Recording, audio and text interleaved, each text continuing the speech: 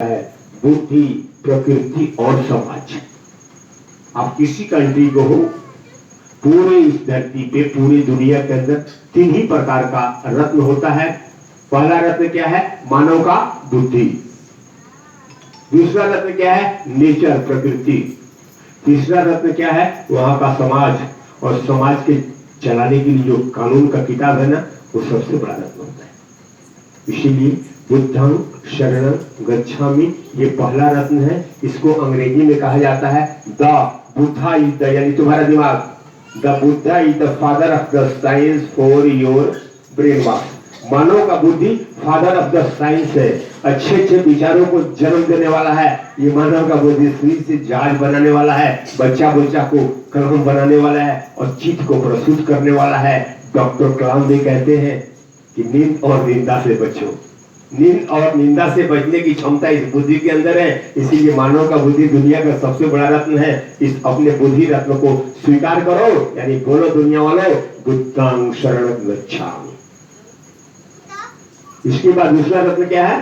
धम्मं शरणं गच्छामि। इसको अंग्रेजी में कहते हैं Dhamma is the natural science for art of living. धम्म प्रकृति विज्ञान है और जीवन जीने की कला है। बाबा साहब ने भारतीय संविधान में सभी बच्चों को विज्ञान पढ़ने का अधिकार दिया है। याद रखिएगा, धम्म क्या है? प्रकृति विज्ञान है। उसको सीखना पड़ता है, हासिल करना पड़ता है, और जब भी मिलता है परिश्रम से मिलता है।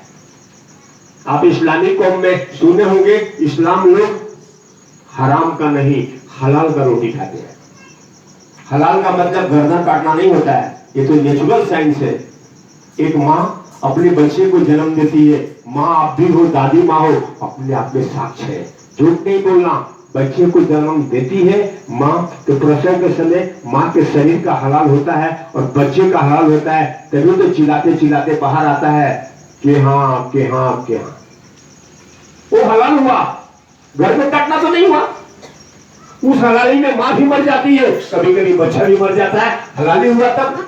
हलाली का मतलब होता है कष्ट से जीवन मिला है और कष्ट से संघर्ष करो। इसीलिए इस्लामी कौम बड़ा पाक कौम है। इस्लाम लोग आज भी कहते हैं हम हराम की नहीं, हलाल की रोटी खाते हैं, परिश्रम की रोटी खाते हैं, तकलीफ देते हैं तब रोटी खाते हैं। इसको कभी भी हलाल को मतलब गर्दन काटना नहीं, बल्कि परिश्रम करना ये समझेंगे। ये नेचर है, ये स्वभाव है, प्रकृति का स्वभाव है। Dhamma is the natural science for art of living है, जीवन जीने की कला है। माँ को प्रसव को जन्म देना, बच्चे को जन्म देना, ये कला नहीं है क्या? बहुत बड़ी कला है। उस बच्चे को अपने अपने घर में 9 महीना रखा, ये बहुत बड़ी कला है। बाहर आता है, कितनी बड़ी कला है। आपके अंदर ममता है, उसको प्यार करती है, दूध पिलाती है। आप आरक्षण की जननी है। बच्चा आपके गोद में आरक्षित हो जाता है, आंचल से छुपाती है, सबको नहीं दिखाती है, लेकिन दूध पिलाती है, बच्चा को दिखाती है, पढ़ाती है। ये भारतीय संविधान की धारा आरक्षण। वो माँ का आरक्षण छीन लिया, वो मेरे माँ को छीन लिया। तो आइए, धम्मं शरणं गच्छामि, धम्मं नमामि का मतलब हुआ Dhamma is the natural science for art of living.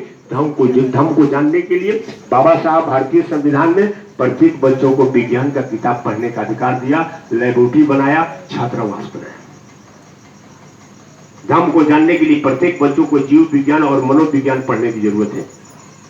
मनोविज्ञान जीव विज्ञान को जन्म देता है। मनोविज्ञान क्या है? एक लड़का है, पूर्व में रहता है, एक लड़की है, पश्चिम में रहती है। लड़की जवान हो गई, उधर लड़का भी जवान है। लड़की वाला कहता है बाप रे बाप, मेरी बेटी तो जवान हो गई है, लेकिन उसका मनोविज्ञान कहता है कि इसके लिए एक साथी का तलाश करो, एक दूल्हा खोज दो।